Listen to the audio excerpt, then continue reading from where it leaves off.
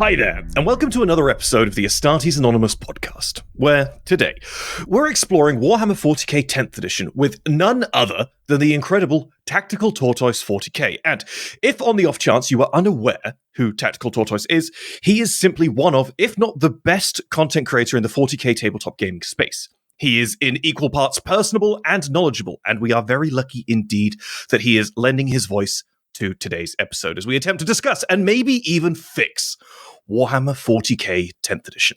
I'm your host, Tom, and these are my co-hosts. Hello. Hi. Hello. Hi, I'm Aaron. Hello. 1 and 5. Tom, thank you for the intro. That was those are very kind words to say. I hope I can live up to your image of me that you have in your head.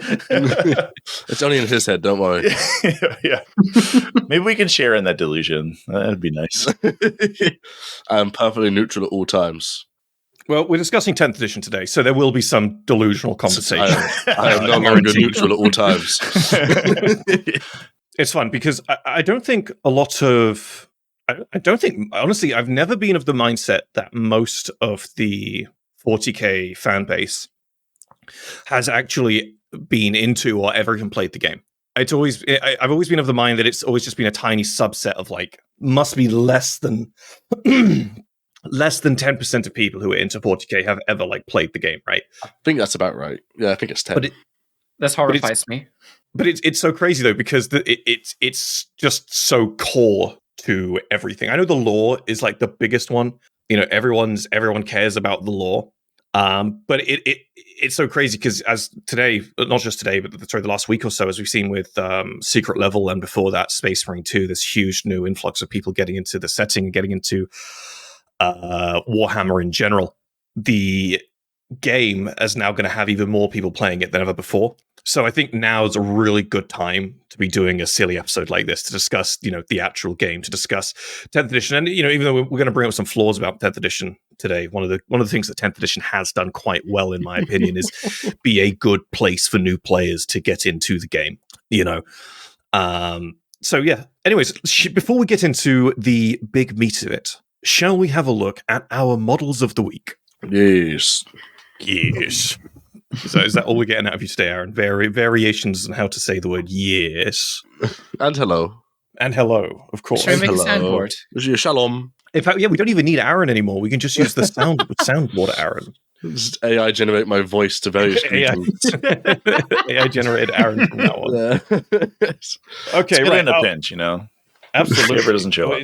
The problem is, though, Trevi, is that if we do that, we'll be in danger of wanting to replace Aaron. Is that a danger? Slander. That's a good question. That's a good question. The first episode.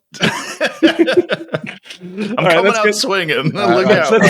Tom, I don't have this guy. Get him out of here. Sick of him. Right, let's get these models of the week underway. So the first one was chosen by Aaron, and this is my user in our Discord called Vineheart01.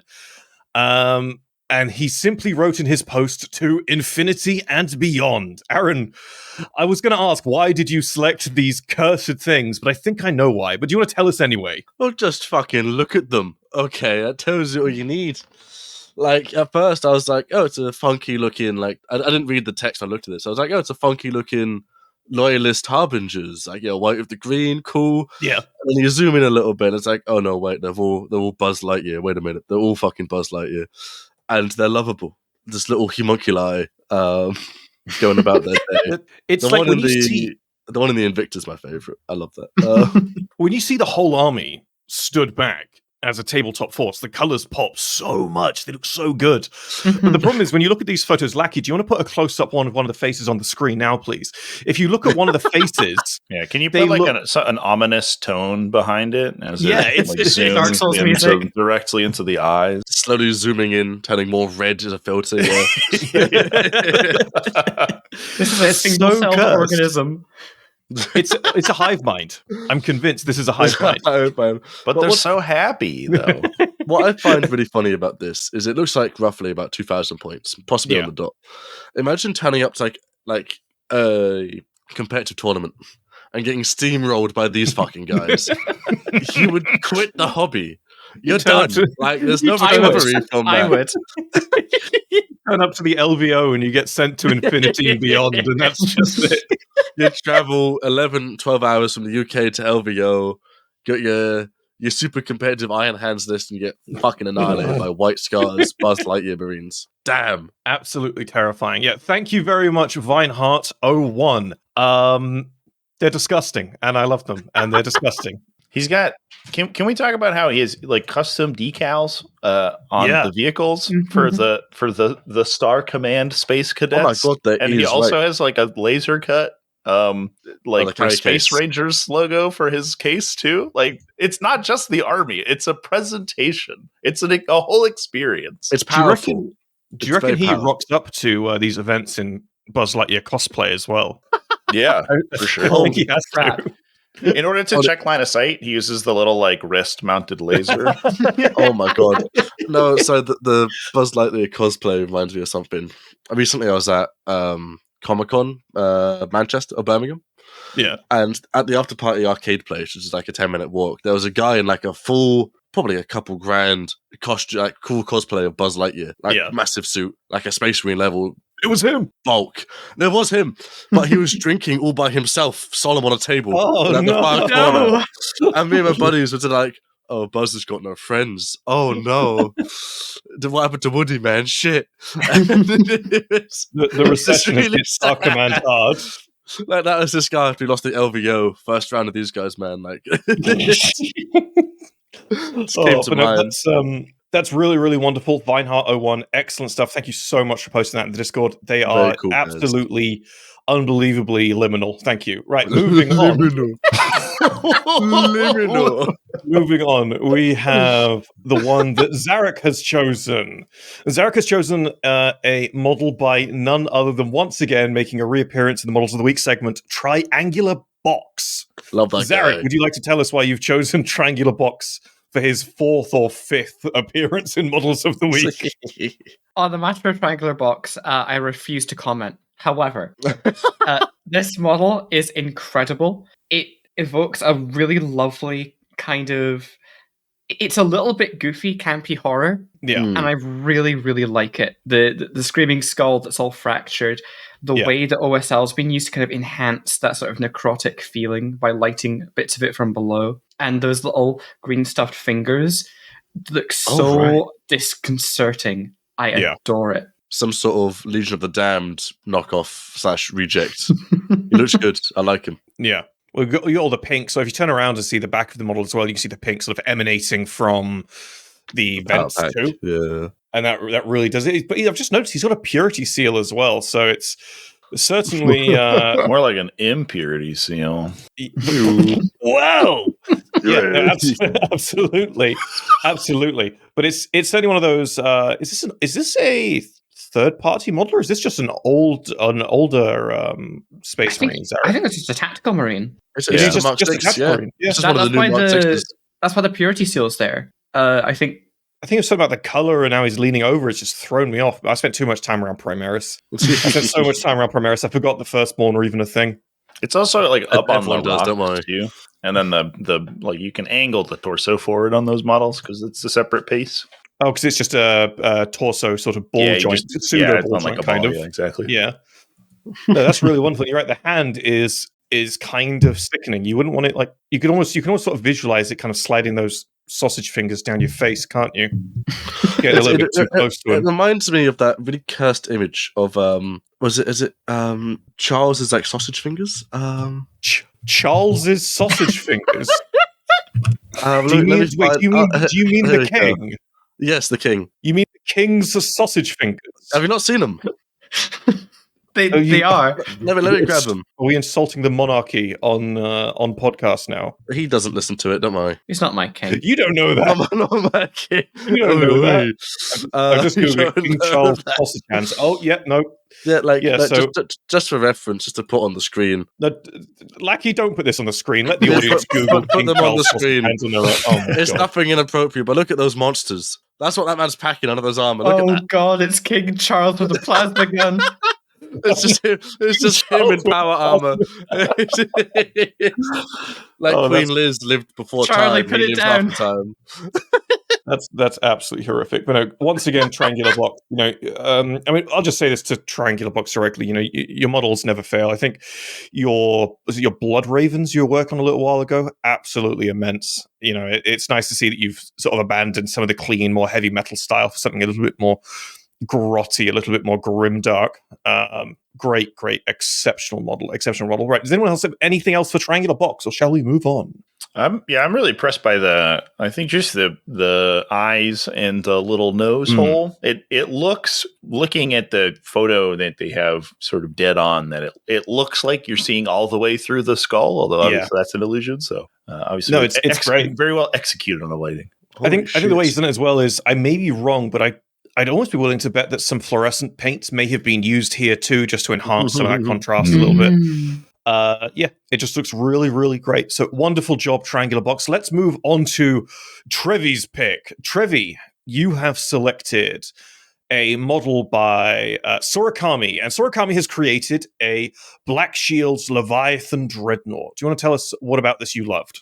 Yeah, so I'm a huge sucker for black and red. So that one stuck out at me to begin with. It's a nice looking sort of like dark iron black carapace on the vehicle, and then what looks like sort of a like drake skin overwrappings that are like an orange and red. So the color scheme's really nice. A little bit of OSL work on the eyes as well, and on some of the light bits on the front of the dreadnought, and then a little bit of basing work done too. He's built up the bottom with cork, and then we got some world leaders getting stepped on and cut in half by this big Leviathan claw, which is super sick. No, it's great. I think there's a few things in here as well that Sorakami's done to hint at potentially this Black Shield force being born of the salamanders, and obviously we can look to the scale hide and red eyes to sort of lean us towards that. But that sort of intense black and the killing of the traitor legions beneath is another good one. And those I think even the world eaters on the floor look really good. Yeah, the gold trim is like very nicely done. Looks very shiny. A lovely little green stuff trail of innards just off to the right there as well. That is my favorite bit. I'm always a sucker for when someone does the innards like that. It's good. It sells it. It's grimdark. It's horrid. I love it. And as well, the absolute mash of bits on those world eaters is so subtle but works so well. I'm pretty sure that one on the left, his arm reaching out is from the old Mark III, I think it might be. Yes, it is, because that's the hand is the hand that goes under the gun to hold up the bolter. You are correct. Wait. Do we skip yours, Tom? No, I'm doing mine in a minute. Okay. There's also, I think somebody's getting drowned in the mud there, too. Mm-hmm. Oh, yes, there's a whole-ass dude just reaching out of the ground, Well, this is nuts. This thing's fucking But that's actually a fun one you've just clocked there, Zarek, because the World Eater on the right, I believe, has one of the new Mark III helms. But the World Eater on the left, I know it's hard to see from this one picture, but I know that silhouette. That's an old Mark III helm. Do you see it, the guy on the left? Yeah. I see it. But also, they've got both old Mark IIIs, I think. No, the one on the right is definitely a new Mark III, Aaron. 100%. I have them right next to me. They're right there, Aaron. So I've never had a Mark III kit, so I'm not the most You're missing out so badly. They're so good. I mean, to be honest, I'm not a huge fan of the new Mark III heads. I don't dislike them. I just much prefer the old ones. But the new Mark III bodies are so good. I love them. Agreed. They're just so great. See, I don't have the absolute worst opinion on armor. Dude, still pretty bad. Today. There was a comment on that Terminator episode where someone basically accused you of just being contrarian. I'll be honest, that is me, but not for that reason. I mean, we all synced up for, which one was it? The Iron Hands one, right? We all synced up to say the Iron Hands, the Gorgon Terminators were great, and then we all synced up to say that the was it the Varangar Grey Knights, the Salamander ones as well? The Space Wolf Terminators sucked.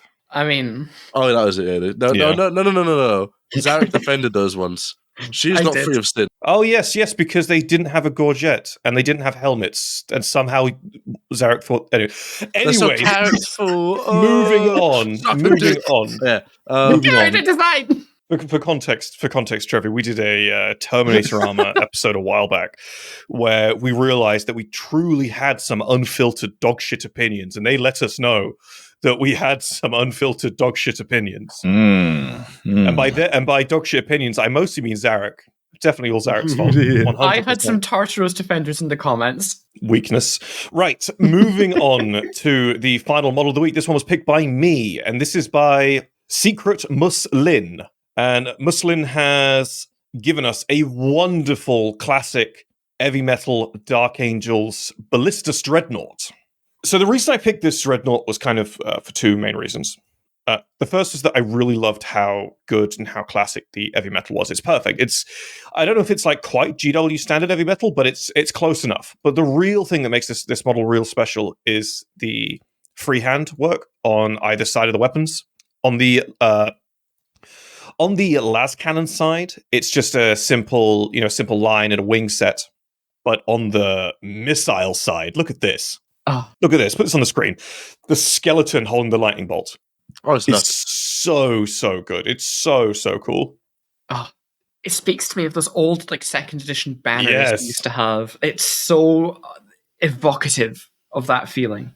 Do you know what helps sell that feeling as well that I've just realized? Mm-hmm. The tertiary color for the end of the weapons being red. Bright red. The big red nubbin on the end of the dual las cannon.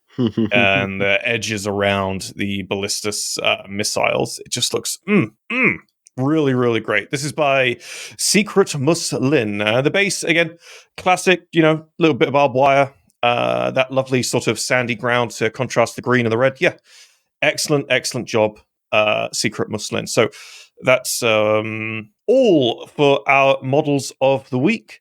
Unless anyone else has anything they'd like to go over for the Dreadnought. No, I think I'm good to go. Mm-hmm. Excellent. So, as we said in the intro, today we really wanted to take some time to discuss 10th edition. We wanted to discuss some of the good, some of the good, the bad, and the ugly, so to speak. But to see if we could also try our best to, do some things to fix 10th edition a little bit, to try and heal it a little bit. Because whilst 10th edition, as we pointed out earlier, has been exceptional at being a great starting off point for getting people who are new to war games into wargaming, or new to 40k into 40k, it has undoubtedly left a little bit of a sour, taste in the mouth of some of the more veteran, even just the more casual players as well, I think. So I think I'd like to start this off by talking about one thing in particular and seeing what you guys say, seeing what you guys think. And that's that one of the most polarizing things about 10th edition compared to previous editions is the change in the quantity of stratagems. And this change has been met with very different responses depending on the circles you run in. So many players find 6 stratagems to be woefully underwhelming. And whilst I have met others that are thrilled that the days of stratagem bloat are, over. But what I wanted to ask you three is, how would you guys find an equilibrium on this particular issue? Yes, I think, speaking personally, I think the sort of refinement of stratagems, it has been wildly positive for the game. It's much more. It's much easier to keep track of what is available at any one time in a particular game, and I do think it's also important to point out that the total number of stratagems has not really been decreased that much. They've just been compartmentalized into each detachment that you play. So for the folks who are listening who aren't maybe necessarily as up to date with 10th edition 40k, what you do when you build an army is you choose your faction. So I could play Space Marines or Imperial Guard. And then I choose a detachment out of that faction, which represents basically like one style of fighting unit from the universe. So I could play in Space Marines, I could play First Company, which is, focuses all my abilities on Terminators and veteran units. I could play Stormlands Task Force, which focuses everything on bikers and mounted units. And each one of those detachments has particular abilities and stratagems for use with those specific types of units. In the past, in 9th edition and previous editions, all of those would have been kind of dumped in one big pool. They were always available all the time, and you had to constantly remember that your opponent had, this one thing that could come into play, one out of every 20 games, maybe, on this one unit. and it was really annoying and frustrating, and it was very easy to forget what was going on. So I think the stratagems, the reduction in the number of stratagems has been great. The one downside is that we do get less like kind of fun, fluffy stratagems, which I do think could see some sort of a reintroduction if maybe in the future they didn't stick necessarily to the exactly strict stratagems per detachment rule. But that's just my thoughts on it. Mm-hmm. I think that's a really sober point, especially about the not sticking to 6, because we have had detachments in the past that actually vary in the number of enhancements that they give. And so I think it's absolutely reasonable to maybe have 1 or 2 detachments that have maybe a couple more situational stratagems, but maybe they have 1 extra so they can do a few more things. It might also be an idea if rather than having the strictly set 6 strats for the detachment, if there was maybe some sort of modularity there, where maybe players can sort of build up a stratagem deck, and there's maybe a few, say, universal army stratagems that then you can, like, say, sub in, or you get a couple extra slots or something for that. And of course, that's on your list. That's right there, so your opponent can see it, and it still doesn't, cause that massive mental load. The 6 strats is something I'm genuinely, personally quite thankful for. And I think detachments are probably the strongest bit of 10th edition. They allow a really nice way to apply a universal theme to an army. But they are also, I think, simultaneously really restrictive if you want to play a narrative game, and there just isn't quite that detachment for your army. Do either of you not feel as though that the I'm only bringing this up because I remember seeing someone go absolutely nuts about it on Reddit at the start of 10th edition. On Reddit? No way, dude. Someone getting angry on Reddit? What, really? The most level-headed people I know. So what this fella was annoyed about was the whole how 1 slot is always basically Armor of Contempt. And their whole argument was that we don't actually have 6, we'll only have 5. How we're all cheated out of a stratagem slot. Cat moment. Do we not feel like Armor of Contempt could be moved to the sort of core stratagems rather than being like a reworded sort of thing that everyone gets? It's not unreasonable. No, it's not unreasonable at all, actually. Yeah. So one thing I do wish they would do is like, so I think the big point there is that every Space Marine detachment has Armor of Contempt. And it's not a different version of Armor of Contempt or a similar effect to Armor of Contempt. It's literally the Armor of Contempt stratagem exists in every Space Marine detachment, which I think serves a couple of purposes. It gives you like kind of a general concept of how tanky your guys are, and it allows you, because Space Marines are very much designed as the beginner player faction. And it allows you to play around with different detachments without having to relearn all of the like defensive effects. So you always know that you have this one sort of fallback tool in the toolbox, regardless of what detachment that you want to try next. But I do think that what they could do, and I would love them to do this, is take effects like that are like Armor of Contempt and standardize them for every instance that exists. Because right now there's Armor of Contempt and there's like Contemptuous Disregard, I think, or something. It's the Chaos Space Marine one. Reinforced Hive Node is the Tyranid one. And everyone has the same effect with a slight, maybe different targeting and a different name, and that's unnecessary. I don't think every faction should have access to that stratagem specifically, and not everyone does right now. But I do think that they could definitely just say, "Hey, this detachment has Armor of Contempt, and it always does the same thing, regardless of which faction you're in." And that would make the like communication a little bit easier for sure. I think you've really touched something there. Go ahead. Sorry, it was like with how universal stuff works. Is that they've introduced universal rules in the sort of ability format, but they haven't done it for other things where it maybe should have also been applied. Especially with a lot of strats that do the same thing. I mean, how many strats are there that are when X sticky and objective, or when Y fight back on death on a 4+? Yeah, or like even with Hellblasters, what's the Hellblaster one that they have? It's an ability rather than a stratagem. Well, yeah, so it's essentially the same thing. If they die, you roll a 4+, they shoot. They have that built in. But like that could have been a stratagem that makes them more relevant to a certain faction, like Dark Angels, and makes that more enticing rather than just having that on the core unit. So everyone gets that, and it takes again a bit of flavor away from those who would benefit more, I guess, from it. Is what I'm trying to say. Yeah, I can see that. Or like how, sorry, a really silly one used to be like Deathwatch stratagems used to be stuff like, oh, if you're fighting any form of Xenos, you get XYZ benefits, and there were different versions of that. That made them really funny. Made them competitively terrible. But it was really funny to see them actually do something. Yeah, I think that was that's probably the biggest loss is stuff like that, where with the Deathwatch stratagems that we have right now, where your selection of stratagems are so constrained, and they have to fill a very specific role in a detachment in order to warrant inclusion. Yeah. And so you lose stuff like the one that killed me was like Vengeance for Prospero versus whatever the Space Wolf one was. Ember's Executioners, maybe, where both Thousand Suns and Space Wolves had a stratagem that made them really good at killing the other one, which was incredibly lore accurate. Occasionally it came up in play, but if you ever had it unlocked, your opponent also had it. So it wasn't unbalanced because both people had the same effect.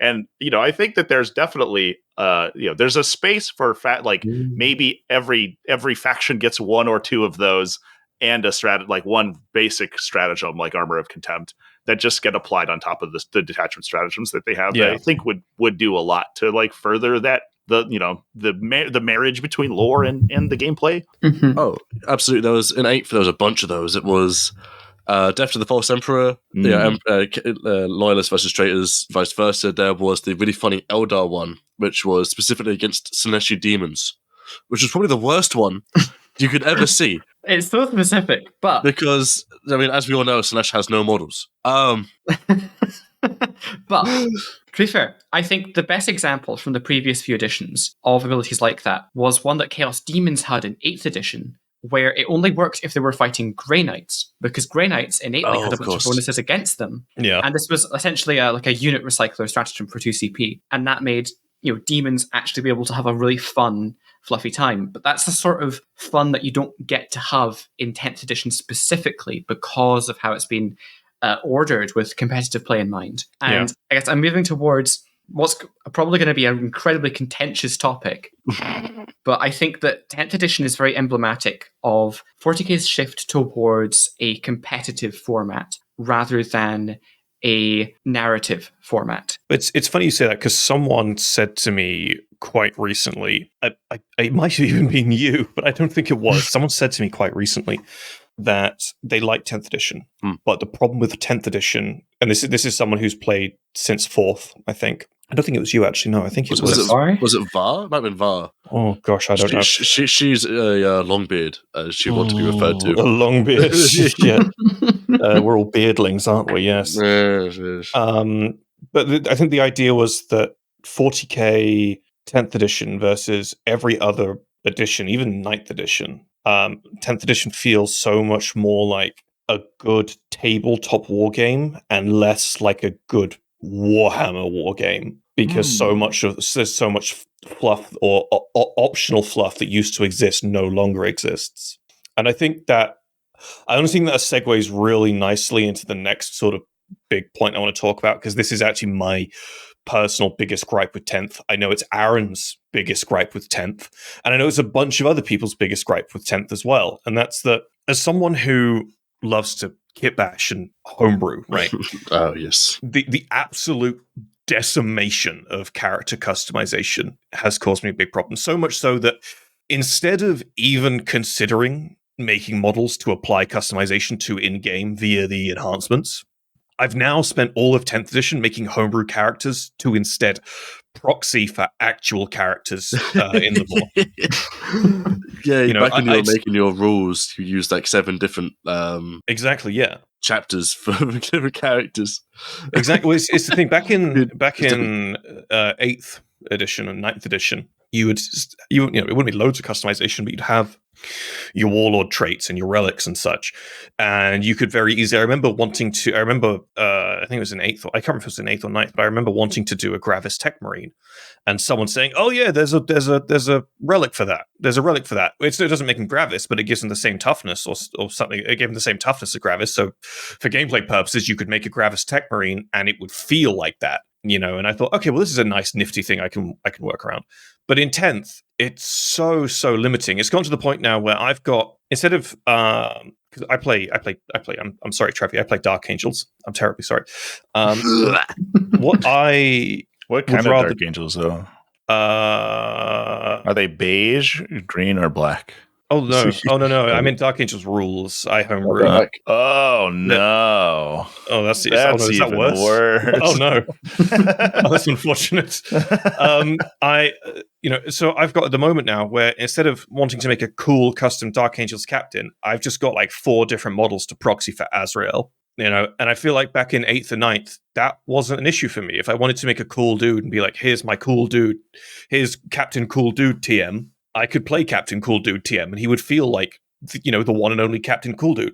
But now it's like there's very few reasons to do that. There's very few ways to do that. So I guess coming back to my actual question, what I'd want to ask is, what sort of ways do we think, or do you think we could bring back model individuality without sacrificing 10th edition's new player friendly simplicity? Well, listen, as a degenerate Hero Hammer apologist, I'm 100% with you that character construction has been simplified, to the point of non-existence, basically.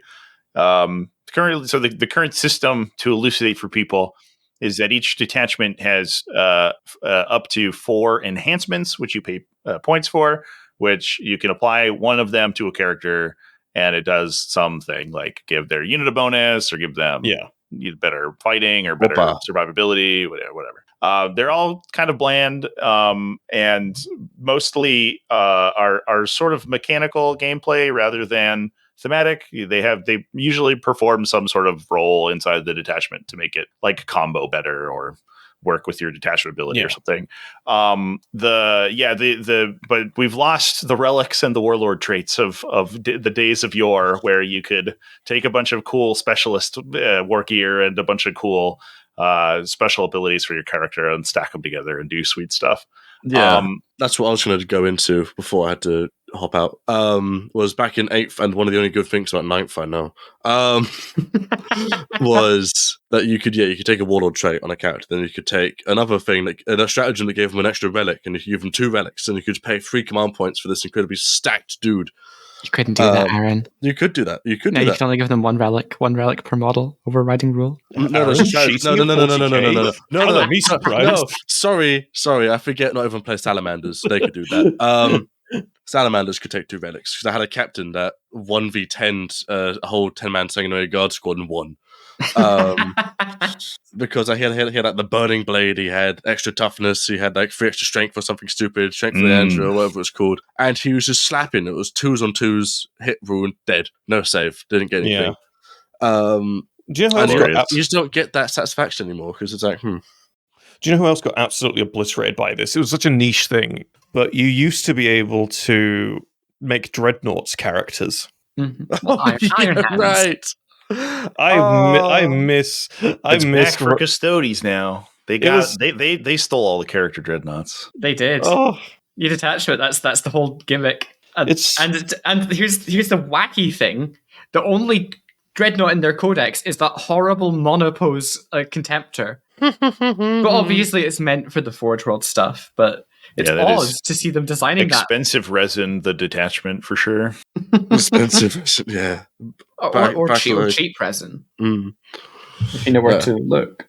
Whereas you've got Horus Heresy, where you can bring a Wrath of the Ancients list, and it's just 12 dreadnoughts, and that's it. And you'll win. Know that because I have one. I have a Salamander's Heresy armor. And you'll win, yeah. And you will fucking win. Because if your opponent doesn't know it's coming, they're getting slapped. But to be fair, that's the problem with 10th. Not 10th, sorry, 10th. I mean, we're going to go off track a little bit here, but that is the problem with Horus Heresy right now. That's like the only when I get in conversations about the Horus Heresy, there's only one problem everyone has with Horus Heresy, and that's that dreadnoughts are fucking unleashed in Horus Heresy. They have absolutely they answer to no one. They are completely ungovernable. And if your opponent brings too many dreadnoughts, you might just be up shit creek without a paddle. Well, it depends what you have. But yes, no, you get every single variant, including like Derridios and stuff. The Siege Dreadnoughts have rules. You have every single option under the sun. It's awesome. And in 10th, we have Ballistus. And my little Horus Heresy fucking half-chub is now flaccid after saying that. And it's like... the Ballistus makes me ill to the stomach. Do you want to hear something? I know you like them, Tom, but... I do, but I was actually about to badmouth the Ballistus real quick. Oh, really? Do you want to hear something really, really Please sad? do. Do you want to hear something really, really sad, Trevi? So, Aaron and I had a game a while back. Oh, I know what you're about to say. Where Aaron brought his Tyranids, and amongst his Tyranids was none other than a Hierophant. A Hierophant he'd actually bought from Warhammer World and built himself and done all this stuff himself on it. It's very, very, very cool. Very cool to actually play against a Hierophant. And I brought 3 Dreadnoughts with me. I brought Ballistus number 1. I brought Ballistus number 2. And for the exact same points at the time, I don't know what the points are now, I brought a Dreadnought. The Ramses. As in datasheet just says Dreadnought. The old Boxnaught is a character from my homebrew, a fella named Ramses, very old, the usual, old Dreadnought shtick. Ramses was equipped with a twin las cannon, a power fist with an underslung flamer. And that was it. That's all he had. And that little guy outperformed both those Ballistuses combined so hard. I keep telling you, Tom, they're awful. Well, no. In all fairness, one of the Ballistuses got shot to death turn 1 by the Hierophant. He didn't stand a fucking chance. He got exploded. So he outperformed one Ballistus. But it's like, that's not even the first time that's happened, though. This is like the third time that I've brought that the little Boxnaught to a game and a Primaris Dreadnought alongside him. And that little Boxnaught has done the impossible, where the Primaris Dreadnoughts just kind of fail. He 1v1's old One Eye and almost won. As far as I'm concerned, that went to a standstill. There was no victor. There was no loser. Okay, as far as I'm concerned, that went to a standstill. Okay. But it's absolutely crazy that, and I think I don't actually have a question lined up for this, but it really was something I wanted to talk about, and I'm really unsure. Maybe Zarek, you can help me a little bit here because I'm unsure the direction I kind of want to take this. More of an open-ended question, and that's that I'm very dissatisfied with how Games Workshop is handling Legends models. I'm very, very dissatisfied with how they're handling Legends models because I'm hoping that a few people will agree with me on this, but when you go to look at the Legends roster of especially Space Marines, you find some of the funnest models in Legends, some of the most interesting and wacky and just all around, just great stuff. But I feel like when it comes time to balance things, Legends is just completely thrown to the wayside. And you'll have games where if you want to bring a Legends model and you want that model to actually not be completely garbage, you kind of either have to build your list around it in a certain way, or you've got to pick a Legends model that has lucked out into being well balanced. Wow, you know what Tom, I mean? I have a choice unit from Legends that I absolutely adore. No. Aaron knows where I'm going with this. Oh no. It's my boys. Scared. I love the Spindle Drone. The fucking easily, Spindle Drones. Tom fought them. We fought alongside them. Easily. The single best unit in the game, point for point. There is no comparison. They are terrible, but they're so cheap. I think it's 35 points. For 4 models with 2 wounds, 5 up invuln, 4+ save, T4. They don't do much damage, but haven't they got increased movement as well? They've got more than standard movement. No, they move just standard movement. Oh, that's my bad. That's them. That's it. That's them. They're Spindle Drones. They're 35 points, and they're the best objective scorer in the world. And of course, you couldn't bring them competitive because they're Legends, and frankly, they should be. But They should be. There are Keep them some there. choice things in Legends that I genuinely think make the game so much more enjoyable. Yeah. I can compare the grand total of games I've played with Legends and the grand total I've played without Legends, and the enjoyment of those fewer games I've played with Legends exceeds that of all the other games. Yeah. Because a lot of those units have been written with the same design schema in mind as a lot of 9th edition stuff and maybe prior, like 8th edition vibes. And while they work with the mechanics of 10th, a lot of them have that very different sort of old hammer thematic prevalence to them, where they feel so fluffy to play and they're so niche. You guys ever played a rapier in 40k? I love the rapier battery. I played against a rapier and I wanted to throw it through a window. Yes, you can put a laser destroyer on them, can't you? Yes, and it's so silly. That was awful. It just sits still and just lasers. That was so bad. That's kind of thing as well. I think the biggest Legends thing that I'm dissatisfied. I mean, there's so many. I could talk about individual Legends models that I wish were not Legends, or that I think are Legends for dumb reasons for days. But the one subsection of Legends models that really I think shouldn't be there is the sheer variety of Land Raider options that used to exist. Mm-hmm. No, you're missing the bigger picture here, Tom. Land Raiders is a good shout, but they had no reason, no good grounds to move the Contemptor Dreadnought into Legends. Oh, you mean the Leviathan as well? The Relic Leviathan is more heresy tech, so I can understand that. But the Contemptor, come on, man! Yeah, I mean, I always thought that the fucking Contemptor was moved there for political reasons. Because of just how good they were. I'm sorry, Aaron, but neither. Once you and I had Contemptors with Volkite, we weren't rocking up to games without them. A Death Guard, it was necessary because it was the only high quantity shooting unit I had. The Tallyman was a nice extra that made him a lot better, granted, but I get it encourages more variety in play in the comp scene. There's a lot of stuff in Magic that has a similar sort of point where it's like a staple. It's in every list, every deck. Same concept here. It's in every single army. But it fills a lot of gaps certain armies are missing in that case. Yeah. Like, again, Death Guard. That's actually a good point. That's a really good point, yeah. You've got the not Blight Hauler, the fucking tank that Morty designed. And okay, cool. That's not the Bombard. It looks like a Mortis Bombard. Plague Burst Crawler. That's the one. Thank you. Haven't touched my Plague Boys in a while, but that's mandatory because it's the only good long range shooting that they have. But you could have brought a Contemptor Dreadnought instead of a Las Cannon or two Volkites. Yeah, and it's like, okay, cool. There goes that squad over there. There goes that big thing. And you didn't have to worry about bringing 3 of the same thing to make other stuff work, to be able to play the game functionally. Yeah, it was a nice stopgap for variety's sake, I guess. Yeah.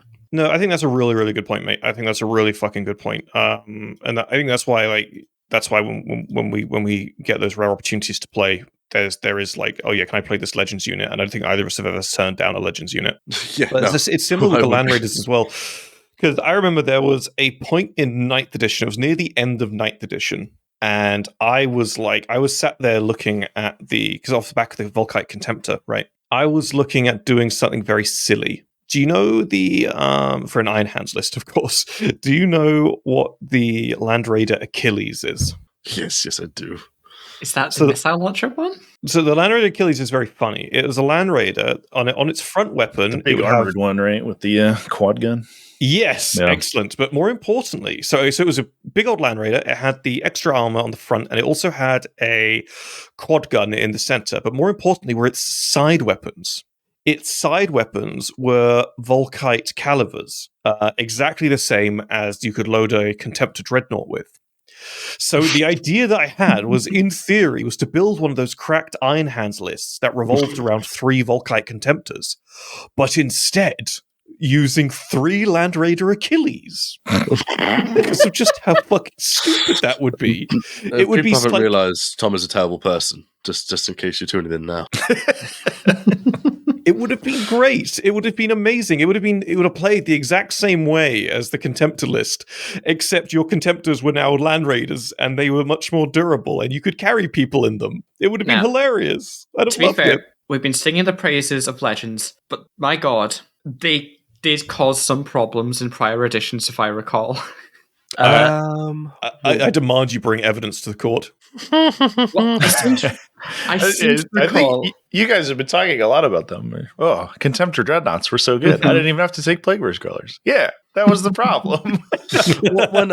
I mean, it was a nice variation. Rather than bringing 3 Plague Burst, you could have brought 1 Contemptor and 2 Plague Burst, or vice versa. That's could have brought 3 Contemptors for probably less points. You wouldn't do that. That was insane. You only have you had to bring 3 Tallymen to make that worth it. But that's why I think that's why I mean, like, when I said like why I thought they were removed for political reasons, because the disruption that Relic Dreadnoughts had on the competitive scene was not something that could be ignored. So they didn't make a concerning Twitter post. I see. No, okay.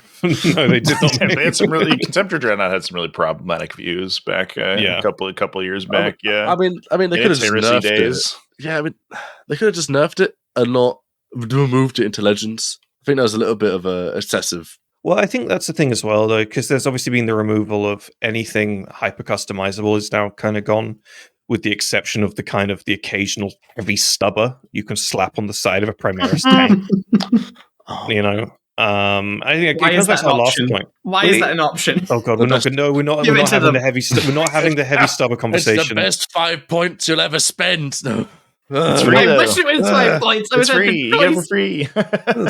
They are free. I forget. That's one of my other issues with 10th, is the odd consequences of removing weapon costs.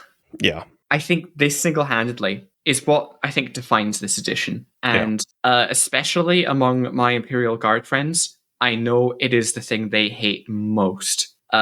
So the main reason for that being, back in the day, you want to do infantry spam. Cool. I'm giving everyone las guns. I don't care if they kill something.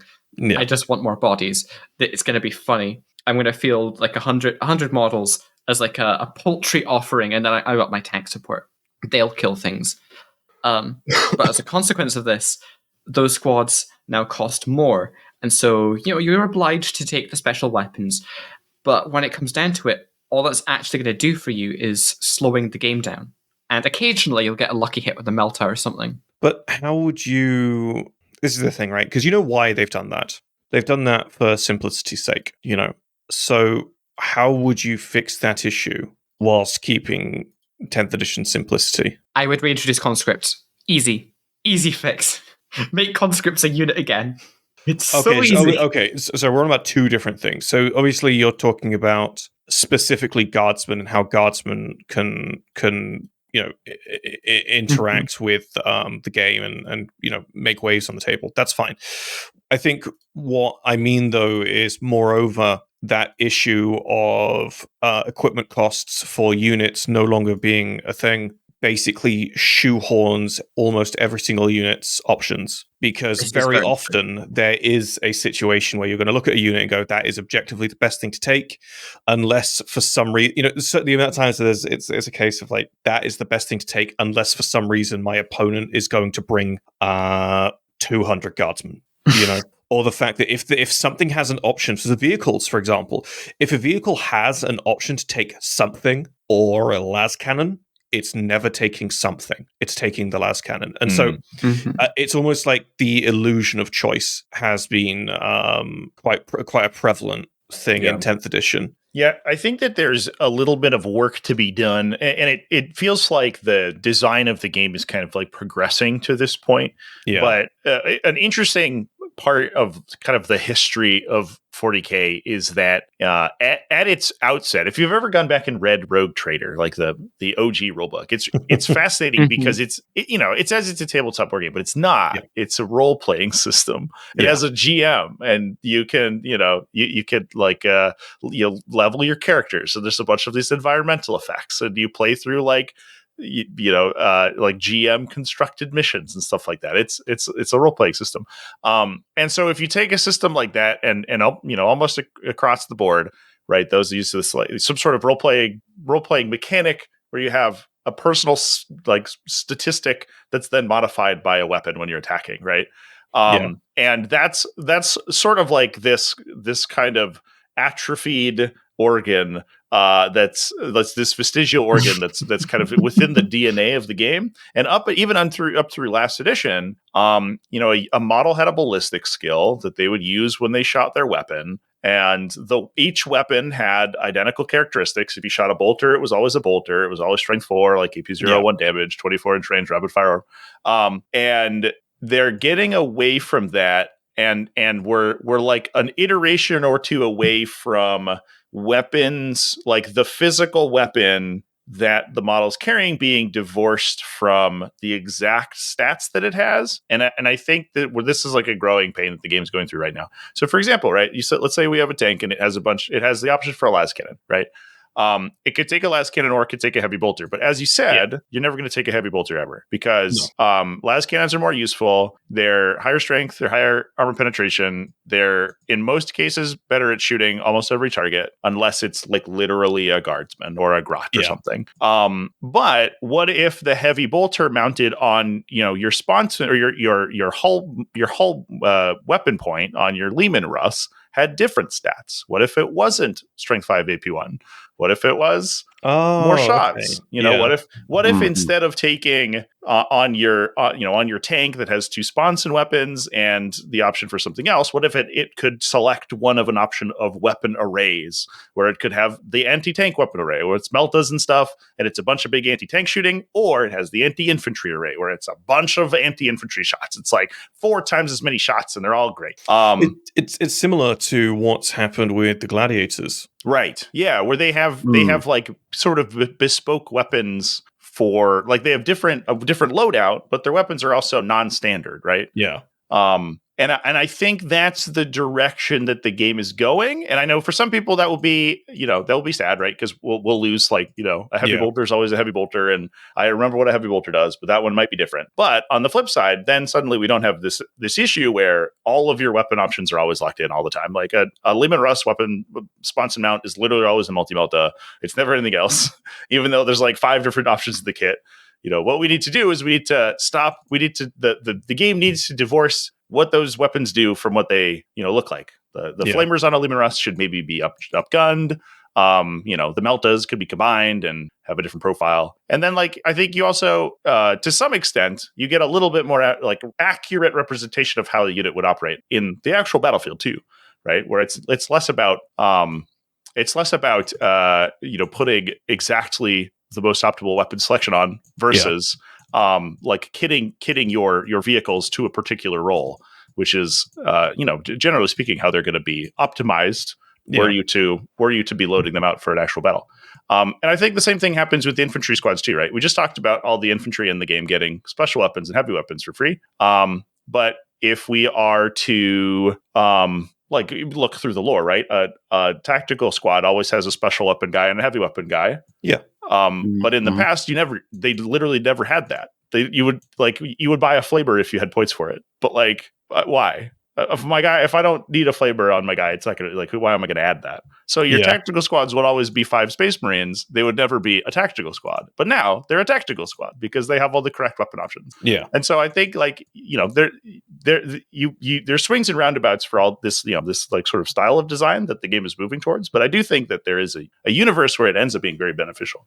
But I do think that that's like an 11th or 12th edition thing when we get to the point where suddenly these like points, these locked points for units make a lot more sense than they do now. Yeah, well, I think you touch upon, I don't know how much we do or don't want to broach that, but I think you touch upon a much bigger question with that, and that's that 40k and 40k as not as a setting, not as the lore of the story, is just 40k as a game is very much moving to become something else. And it's hard because for a game to perform well, the game needs to be fun. For a tabletop game to perform well, it really needs to be fun. It's not just about ease of entry or secondary content. It has to be fun at its core.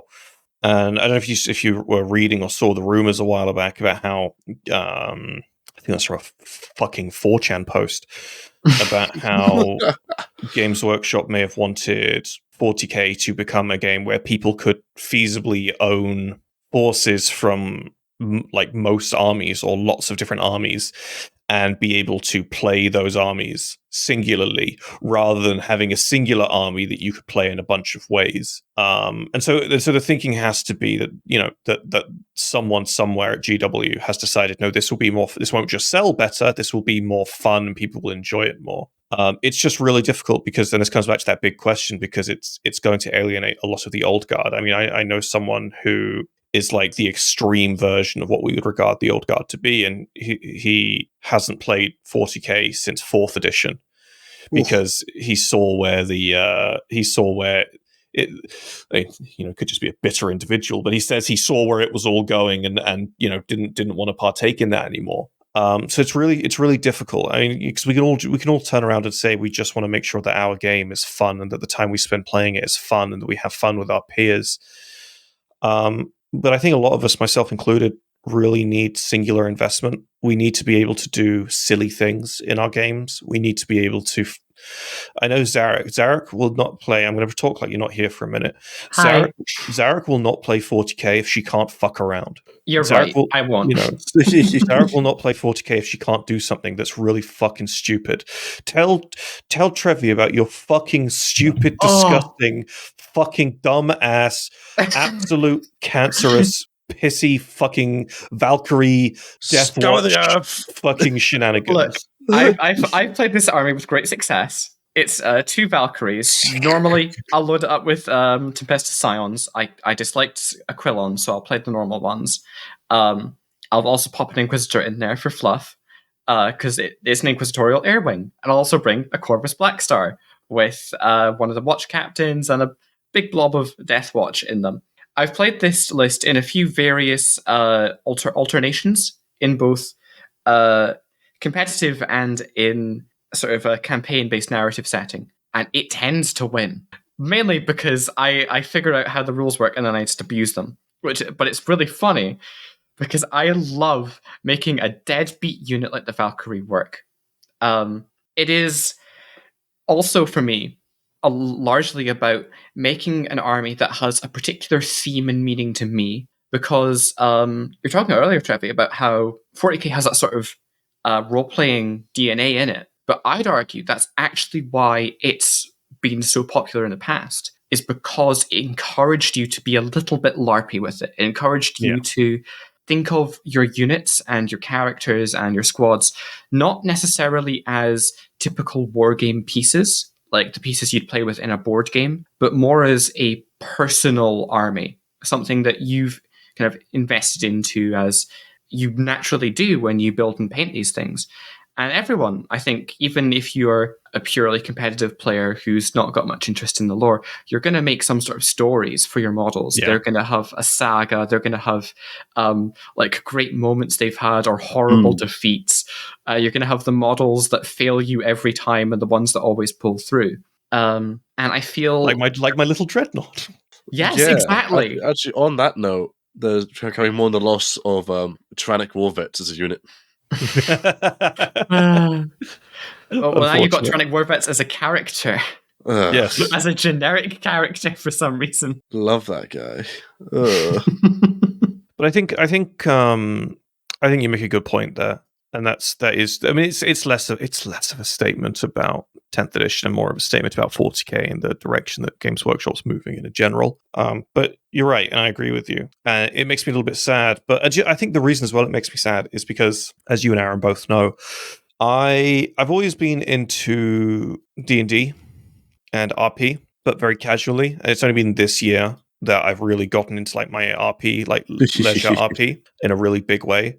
Big up Salah. And with Salah, and I kind of have found myself in a place where I'm weirdly yearning for an era of 40k that I was never a part of, with those older editions, and so I'm trying my hardest to sort of put that into the game as it is now. Like I said earlier, I've got 4 different characters I end up proxying as Azrael, because it's like, okay, the closest I can get to having that mental narrative for myself when I'm playing a game against Aaron's Tyranids is to say, haha, I know it's Azrael versus the Tyranids, but actually it's this particular company captain against the Tyranids. Let's see how this story goes. You know, and it's a bugger. It's a real bugger. I think it's a bugger as well because GW stopped all but stopped supporting their roleplay games as well. I mean, aren't they still adding to Wrath and Glory? Maybe, perhaps. It continues to go. But then there's the problem that everyone says that Wrath and Glory's kind of mid. I don't like Wrath and Glory. Yeah, versus Dark Heresy or it's all right Open for War. a one shot. I think I quite enjoy it as a one shot sort of thing. But yeah, see, it has as a one shot. phase. But would you rather do a Dark Heresy one shot instead? I think this can also be said of 40k itself. I think 40k as a narrative system used to work a little bit better because the rules tied in way more closely with the fluff. Yeah. And I'm getting to the crux of my whole the bee that's in my bonnet very specifically, and my particular group, because my local group, we play loads of Crusade games. I think honestly, between us, we've played more Crusade games than the GW design team of Crusade have played Crusade games. I think that's not an unlikely scenario. We've played a lot. An unfair statement, no, yeah. And I found that Crusade is a fundamentally broken system, and it breaks my heart because I love doing a narrative event, and it worked, I think, a lot better when you had those old, like the old planetary conquest rules that GW used to do with those little hexagonal maps, and you'd like plant flags and stuff. I just feel like the game to me is becoming less flexible in what it can do. Ninth edition, I think, strayed a very good line of having casual options. Sure, you've got power level. Let's go. Just power level on the table. There's a unit. Power level was weird. I never played power level. It was weird. But it had a lot of themes in there. Had a lot of really thematic rules where you could sit down with a friend, play a really fluffy game, and then it also had that high tier competitive stuff going on, and that was really like vivid because there was so much going on. But I feel like 10th edition has really honed in on the competitive element and left some of the other elements more by the wayside. Yeah. You definitely won't get any arguments from me that 9th edition was excellent. I yearn for the days of 9th edition for sure. I hate it and love it in equal measure. I don't know how to describe it. It's such an interesting one. I think that there are definitely like pros and cons, and I think to like whichever direction that you want to approach the whatever game edition or type style of game of Warhammer you're playing it from, there's going to be things that a particular way of method of mechanical design are going to do better or worse. I do think 9th edition probably encapsulated, or I don't want to say encapsulated. I think 9th edition included lore into army design better, but I don't think, and this might be a controversial statement, I don't think it actually represented lore as well as 10th edition does. I think it played lip service, but you had, every Space Marine basically was a Space Marine. They were like a T4 guy with 2 wounds. Yeah. There was very little, if anything, to differentiate a Space Marine veteran from a tactical guy. Yeah. And I think, they've included a lot of cool stuff. Like if you are a particular style of veteran, you're a Vanguard veteran, you're a Stern Guard veteran, you get a special role that makes you better at that avenue of fighting, right? And I think that probably represents a lot of the lore a little bit better. I also think that there is a downside for casual play once you get to the level of granularity that 9th edition did, which, and for those who don't know, for those who maybe didn't have experience with 9th edition, I made a video back in the day, and sometimes every time I pine for 9th edition, sometimes I go rewatch this little video. It was only about 2 minutes, and I talked about how you would build a 9th edition, I think Imperial Knights army. And you would choose your faction. So I'd play Imperial Knights, and then you would choose your sub-faction. For Imperial Knights, you would choose to whether that sub-faction was part of the Questor Mechanicus or the Questor Imperialis. You would then choose, that was like the super sub-faction, then the sub-faction within that, because you would choose a knight household out of one of those. Then each of those knight households would give you an ability. You could choose to take an Army of Renown, which was a free blade lance, which would give all of your knights a different household ability. Then at the start of the game, you would choose to swear an oath. So all of that stuff is really cool and fluffy. But if I am someone who doesn't play, well, first of all, that's insane. number of abilities. You would get you would be in an Imperial super faction, so you got access to every Imperium faction to purchase the different detachments. Then in your Imperial Knights detachment, you would choose your quota, whatever, your Quester faction, then your Household faction. Those would each give you an ability. Then your Army of Renown, which would give you an ability. Then then your Oath, which would give you an ability. That's nuts. That's too many things. It's crazy. Knight army. And that would compound, right? That would just like compounded endlessly forever. And if I'm a person who plays 40K constantly, which I am, it's my job. And I would go into a game against Imperial Knights, and I would have no idea what their capabilities were, because every single model had 5 or 6 stacked abilities from each one of these different things. And so if you're someone who doesn't even, speaking of somebody who plays a lot, that was too much. If you're someone who doesn't play that much and you want to play casually, that's nuts. That's absolutely nuts. Yeah. And it's like a barrier to entry, and I think it's a barrier for people to jump in. So I think that the more simplistic, like sort of design ethos is better for somebody who's playing casually. And I also think that it allows them to sort it in a almost a purer way, kind of encapsulate the special abilities that each unit would have in the 41st millennium.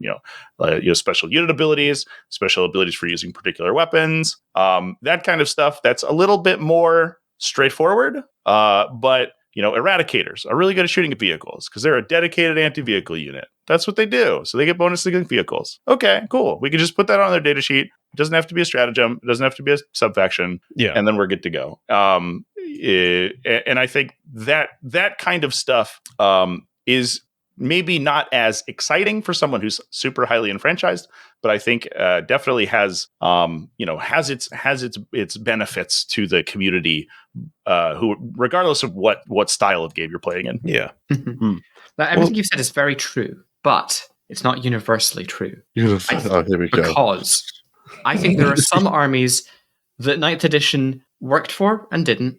And the same again, we have that situation in 10th, where there are some armies that the themes work, and then there are other armies where they don't. In particular, I think if you look at Genes to their Cults, they're an interesting one because their thematics do kind of work. However, GW can't seem to make up their mind on exactly how that should work. If I recall, their army rule has changed how many times this edition? Yeah, I think 4? I think it's been rewritten 4 times. Why? I don't. I think that might be. I don't know if that's quite the same problem. No, I don't know if problem, but that just came into my head. And I had to say it because it hit me. Yeah, I think that's just the design team having trouble with effects that add more units to the game as the game goes on. I think but that's having a laugh. Yeah, they're struggling. The most recent version is the simplest one, and I think it works the best, which is nice. But yeah, details aside, let's look at an army, say like Custodes. Their army rule feels really odd to me, particularly because it doesn't do much, but it also does a lot, and it does more than some factions get. It's essentially, hey, in the melee, in the fight phase, do you want to get sustained hits or lethal hits? Which is, more. It's like a better version of Dark Pact for Chaos Space Marines, but limited, which is cool. But I don't really get the theming for Custodes. I don't feel like Custodes should be typified by combat. I feel like they ought to be more than that because they should be like diplomats, is what you're saying. Maybe. Well, I think they should have something to them, some gimmick that can make them feel special, make them feel more elite. This doesn't help them feel more elite. It makes them feel like a different kind of Chaos Space Marine, really. I mean, how are you supposed to theme the Emperor's Guardians or Protectors, or whatever term you want to use for them, without giving them a 3+ invuln, across the board? Yeah, the thing that on a tabletop game, obviously they're all artisans and they're all poets. That doesn't fucking matter when you're shooting a gun at someone or the monsters come. They're not gonna it's a cool concept, but I don't get how you're supposed to actually do that without making them insanely tanky. Yeah, I think the big loss that they got from their the mechanic in 9th edition, which again was like wildly overcomplex. It was their martial katas in 9th edition were insane. Oh my god, the martial katas. Tom gave up Custodes because of the martial katas, didn't he? Not because of, but I'd be a liar if I said I didn't say they didn't contribute. They certainly did. They made giving up Custodes easier. I will say that. Yeah, that was it. Yeah, it was a really powerful ability, but you needed a flowchart to actually resolve it. I don't have the right diploma to play Custodes in that edition. I'm sorry. You're like, listen, it's like the knight argument. Again, don't have all the abilities, so I can't play this on. Yeah, I do think the one thing that they did lose was like all the effects of their katas in 10th are offensive. They're good at like they make you good at attacking different targets, which it makes sense. Like the unit's gonna adopt a different fighting stance just depending on what they're fighting. Like, okay, sure, but the weird thing is that they don't have anything like reactionary, right? If you charge them, they can't set their spears to defend or something and get -1 to be hit instead, which definitely feels like I don't know, maybe a missed opportunity. Mm-hmm. I don't know if there was a balancing issue in there or something, but that does. I don't disagree that one in particular does feel a little bit underbaked. Yeah, it's difficult because there's ways you could explore. I'm not saying I would sort of respond to what you're saying, Aaron. I'm not saying I have the answers, but I know there's lots and lots of ways you can explore the different things that make Custodes special, apart from being herder super soldiers. For example, the fact that Custodes fight as individuals, not as a unison force. That's something that can lead to a lot of design avenues. And yes, the fact that they're artisans and philosophers can also lead to that too, with anything from clairvoyance, precognition to other in-game things that can have those themes. So it's difficult. I'm not saying that the thing they've got is bad, because the thing they've got is literally just a fancy way of saying, haha, would you like to be this hyper-lethal this way, or would you like to be hyper-lethal this way? Yeah. And I think the problem that Zarek has is it feels like a bit of a cop-out for a force that's... Because here's the thing, interesting thing about Custodes. Before 2015, Custodes were just a whole ass nothing burger, unless you had several Horus Heresy books memorized. When they started to get properly introduced into 40k, which in my head, I categorize that as a relatively recent thing. It is. That's when they sort of started to come to fruition. And now we've got quite a lot of lore and appearances about them and ways to which we can characterize them. And so I think it really is time to for GW to cast off the super soldier vibe that they have and actually characterize them in a more nuanced way. And also on this point, actually, this isn't really fixing 10th edition, but if it happened in 10th edition, it would be a boon for 10th edition. Can we please have a wider variety of Sisters of Silence? I love the Sisters of Silence. I've always loved the Sisters of Silence. Can it not be one kit that builds 3 different units? Can we just a second kit, please? Maybe another character. Hell, one might even dare to say another kit and another character. There's 2 characters. That's so many. You're taking the piss now, man. That's too much. I remember thinking how silly it was that they've got their own detachment. They still have that, right? They haven't they have their own detachment, but 1.5 almost. They haven't taken that. 1.5 detachments. But if you tried to run a full Sisters of Silence force, it would look terrible. It'd be terrible. It would be awful. It would be the worst army to build and paint ever, because it would be the epitome of boring. Ironically, for a hot minute, and it might still be the case, it had the highest competitive win rate, I think, in the entire game. That is because one guy took it to a tournament and 5-0'd. So it had a play rate of 2 or 3, but its win rate was 75%. I think that might be. I mean, I might be grossly oversimplifying a complex situation, but that sounds symptomatic of the phrase "because nobody expected them." Yeah, it's my Valkyrie list all over again. Yeah, Sisters of Silence as a. 10th edition does have some sort of mechanical support for armies like Sisters of Silence that can bring this this style of army that's just a bunch of little units running around. They're very good at scoring points. It's not as exciting, but they are good at doing that. There was another question I had. I wanted to pose you guys on my little note sheet, but I spoke to Aaron about it before we jumped in. And Aaron was basically like, that's a bit of a silly question, Tom. And he explained why, but I really want to ask it anyway. So going into 10th edition, the psychic phase kind of made its departure, right? Mm-hmm. And whilst this was, at the time, met with a degree of skepticism, I've personally found that most players have acclimatized to this quite well, But I think there's still a quiet minority of people out there who obviously love their psychic factions, who are a little sad that they've lost that one phase to make these big power plays. Grey Knights, Thousand Suns, Chaos Demons. I've just punched my mic, and even some Blood Angels and Eldari lists from years gone by that have found their armies' thematics have less of a place in gameplay. I wanted to ask is how would one go about helping players like these sort of feel that psychic power again? Listen, I as the leader of the Psychic Phase Liberation Front, I'm here. I'm trying not to be quiet about it. I think the loss of the Psychic Phase is a disaster. I'm as someone who owns a Thousand Suns army, a Tyranid army, and a Grey Knight army. I am and a Chaos Demons army. I'm wildly biased towards psychic factions, but I do think it was huge. It was huge for those armies, and I speaking of thematic classes of the game, oh my god, like a psychic power is just a gun you shoot. Oh, okay, cool. All right. I'll repeat what Aaron said. Well, no, I'll say it again now. You say it again now. Then yeah, go for it. Yeah. And it's like, I think the loss of the psychic phase, well, yes, it's thematic.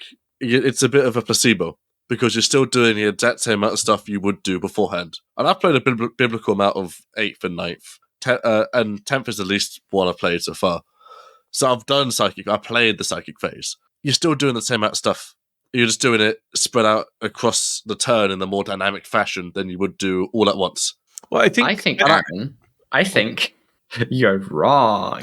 Oh yeah. I don't know if I agree that the loss of the psychic phase has the same number of game actions. Like 10th edition, you're doing if you're playing an army that was predominantly psychic oriented, like you literally have lost an entire phase. You're still moving and shooting and resolving all the same abilities that you were. You just are doing literally one phase less of damage than you were previously.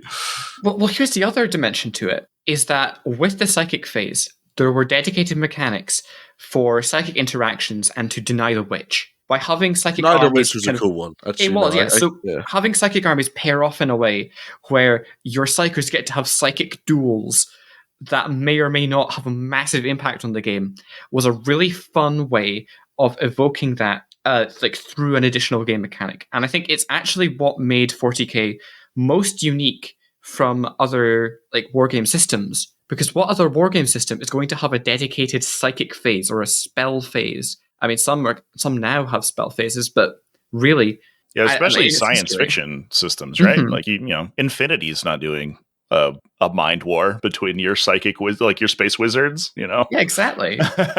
And the fact that you could choose, that you had these psychic powers that you could draw from, that sometimes for certain armies, I'm going to get back a few more editions, but there were multiple disciplines you could choose from, was a really fun thing. That was only for certain. No. That was Imperial Psychers. No, that wasn't everything. No. I'm not talking about 9th edition. I'm talking 7th. Oh, okay. So, but if you go back far enough, no, I'm joking. yeah. But back then, you couldn't pick the psychic power, but you could pick the discipline, and so you had the customization there. And even in 8th and 9th, while you were locked into a discipline, and some people had a selection, only a few, but you could still pick the powers that you had to do a specific thing. This is my psyker. He flips you upside down and shakes all the money out of your pockets. He's got a pouch to collect it all. Can you teach that psychic power? Because I could use that. I miss geomancy. Geomancy. No, there's real discipline 7th edition. Really funny stuff. Yeah. I miss it. I miss World Rise. But having that level of detail, because it was the same again with warlord traits and relics, and that's why it had to go, is because it had that same hero builder element. But even then, I'd like it if psychic characters at least maybe give you a choice of psychic powers to take. If there were two options, you could maybe take one, or you had, say, maybe for, I don't know, say Imperial Guard or something that has a generic Psyker unit in it, that's just the one unit. Why not make a couple variants that have different psychic spell selections that do different things for your army? Yeah, I definitely think, it basically, regardless of, all the other changes that we talk about today, the psychic phase and I think to a lesser extent the warlord trait and relic changes were probably the biggest sort of shift from 40K, from that like sort of role-playing style to a more board gamey system, and having a psychic power be represented by a passive ability that only one type of psyker knows is like, it does. I don't think it fits particularly well, and it's a much cleaner game mechanic, but it's lame and boring. Mm-hmm. And it doesn't interact. There's no interaction with your opponent. Right. Yeah. Except sometimes like negative interaction, because stuff can kill psychers more easily. Anti-psyker is the only interaction. The greatest debuff in the game is being a psyker in Warhammer 40,000. Just like in the lore, right? Where psykers are super weak and get killed all the time. And every army is perfectly equipped to deal with psykers. Can you believe it? Yeah, I do think that it was a problem, and I think probably one of the reasons that the psychic phase was sort of phased out, no pun intended, was in 10th edition, was that there was a disparity in anti-psychic defense between different factions. And like, I think that is like, thematically, like how not being able to deny your psychic powers or whatever is it makes sense. But as a game mechanic, it was like super one-sided and kind of parasitic, which I do think was a problem. But I don't think it was an insurmountable problem in the design of the game. And I think that they could have built in some function that you could still have, take in psychic defense. And then I think it makes the system a little bit more Trevi, I have something for you. Well constructed too. Do I have something? If we go back to 7th and prior, there was a counter mechanic for armies that didn't have psychers like that. So 7th and prior. It was 8th as well. Had some of them as well. Did you roll? Mechanicus and Necron had them as well. Yeah. No. Pre-game. No, Aaron, and that's not what I'm talking about. I'm talking about something completely different. Okay. I know you're talking about like relics and things and like upgrades. I'm not talking about that. I'm talking about something that was baked into the psychic phase. And it was, you would roll for Warp Surge, and it was essentially how much psychic energy is passing through the battlefield this turn. And one person rolls the dice, and the result is how many dice each player gets to set aside. And so when you're casting a power, you're like, okay, this is Warp Charge 2, so I need to get 2 passes, so 2 4+. And players can allocate dice to cast a psychic power. And if it passes, then the other player can go, oh, well, this unit here, even though they're not psychers, they're going to have a go at denying that. And there were cool bonuses you could get too, where certain items would give you bonuses to your Deny the Witch tests. Like Karn could deny the Witch on a 2+. That was his whole thing. But like you'd have this dice pool that got generated, and it was a good catch-up mechanic to let you, as a non-psyker army, make one choice, denial. So, you've got that one really important psychic power that you want to get off this phase. All right, I'm going to spend all 4 of my dice to try and make that not happen. And that was the thing. I think it's odd they took it out. But a mechanic like that could have been so easily brought in because GW's done it before. Yeah, I think that's something that it's really hard. There's kind of a bigger argument there as well. I know it's very prevalent when YouTubers talk about Games Workshop and game design. The idea that there's kind of 2 camps. One camp is, why the fuck can't GW do insert thing? It's just a matter of making an insert mechanic. And then the other camp is, you seriously underestimate how complex that is. What are you doing demanding this of GW? It's like how you see some homebrew rules, and some of them are just not naming names. Some of them are terrible. And it's like you haven't played the game enough, or you don't understand game mechanics to know that's incredibly unbalanced. But I absolutely adore homebrew rules for that. Because you go in the Discord, we've got a channel in the Discord, Trevi, where we basically encourage people to post, homebrew rules, data sheets, stratagems, detachments, army rules, etc. So we can sit there and have that hypothetical sort of theory craft to go, okay, well, how would this fit into the current meta, or how would this fit into insert battle against insert force, or just how would this feel to play? Would this be fun to play? And it really does show that for at least the average person, the average person should not be saying the words GW, please just make mechanic. It's not that hard, because it really is that hard. Most people haven't got the fucking foggiest. What the fuck? And no resentment to them, because obviously it takes practice, it takes training, it takes a lot of work, it takes a shitload of game time and back and forth and practicing and such. Zarek here. Zarek, I'm gonna out you a little bit, Zarek. Zarek here is one of the best not employed by Games Workshop game designers for tabletop games that I've ever met. Even I've seen it before where Zarek's posted something on Reddit, some game rules on Reddit, and I've looked at the comments and they're fucking brutal. I appreciate it genuinely. Well, I think absolutely you should, because it's feedback. All feedback is good feedback. But I think the point I'm trying to make is that tabletop game design is a fucking hell pit. It's an absolute nightmare. It's got to be It's got to be one of the most underratedly difficult things in this sort of hobby sphere, in the wider hobby sphere, whether it's making miniatures or making games or what have you. It's not like digital games where you can quickly trial and error things with the click of a button, or with just a spare person on hand to waste 5 minutes. It takes so much time and setup, and there's not really any guarantees, and then you got to take the social aspect into account.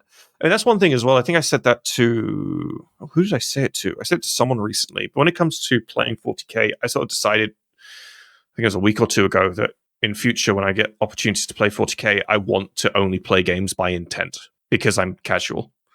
I don't like the idea of rocking up with a thing, getting my ass pounded turn 1 or turn 2, and then having to commit to the social gathering for the next God knows how many hours, so I can watch someone who's better at the game than me basically wipe the floor with me.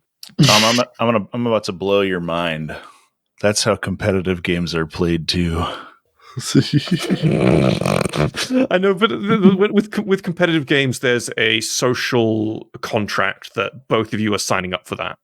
Both of you are ready to throw down and rock and roll. Yeah, I think but not be an asshole to each other. That's the important. Well, of course, I think a lot of people miss that. Like playing by intent, meaning that you rather than you stick to the like the raw physicality of the tabletop, you're going to describe what your intended pattern of play is to your opponent, and they're just going to assume that that's correct, because that saves time and energy, and everyone has a better time when you do that. And that is how competitive games are typically resolved too. Yeah, I mean it's a tough one. I remember one of the things a YouTuber who I really love called Auspex Tactics. And you're familiar with Auspex. Everyone's familiar with Auspex. His voice does put me to sleep, but he does put out good stuff. That's one of. He should start putting tags in his videos saying just the tag for sleep or sleep aid in his tags. ASMR. It's ASMR. Yeah, absolutely. He'll do well with it. Sure. So actually, I no shame. I'll say this without any shame or guilt. I not so much anymore. I used to be quite a frequent consumer of ASMR, and there was a subreddit that used to exist called Accidental ASMR. And I remember seeing Auspex appear on that subreddit like 4 or 5 times. It's actually great. Incredible. But no, I think one of the things that he does really well is he does like polls amongst his community to see what people think about certain social behaviors in game. I mean, he just polls a ton of stuff. But one of the ones he did, I think it was earlier this year or last year, was he gauged people's responses to gotcha mechanics or to gotcha moments and stuff like that. And it blew me away that there was even a small percentage of people that were like at a base level were fully of the mindset, fuck you, your problem, should have known better. It blew me away.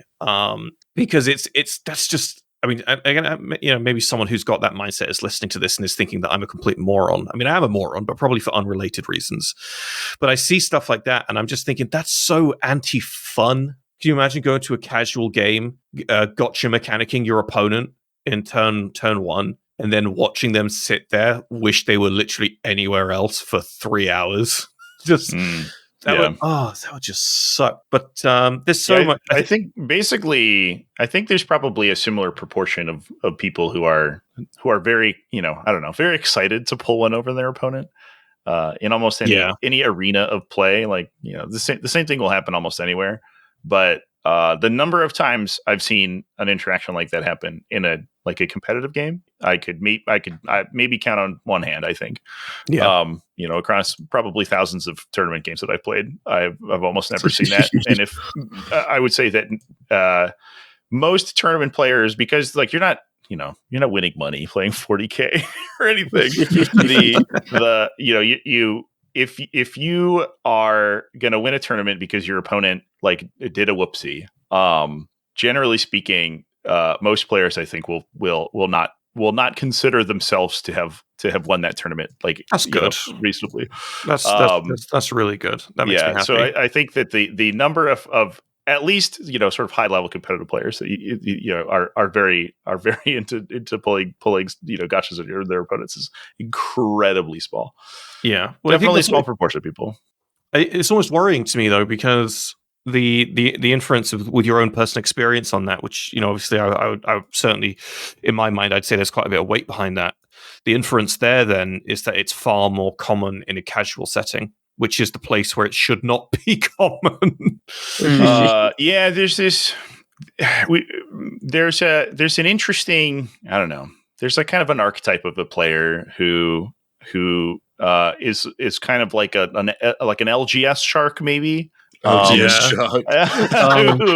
who goes to their local game night and then beats up on their local community.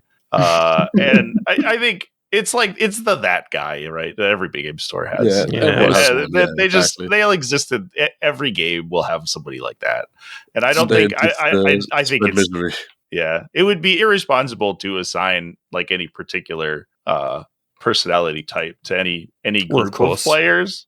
But there's most communities have that one dude who's going to be like, oh, well, it's and you're like, come on, man. It's like when you play Magic the Gathering with Aaron. Called out. Whoa, what? Holy shit! Wait a minute. We're having a nice discussion. The knives got What have I ever done to you in Magic the Gathering that's made you hold a grudge? You made me play my first ever games of Magic against your fucking. It was pre-con.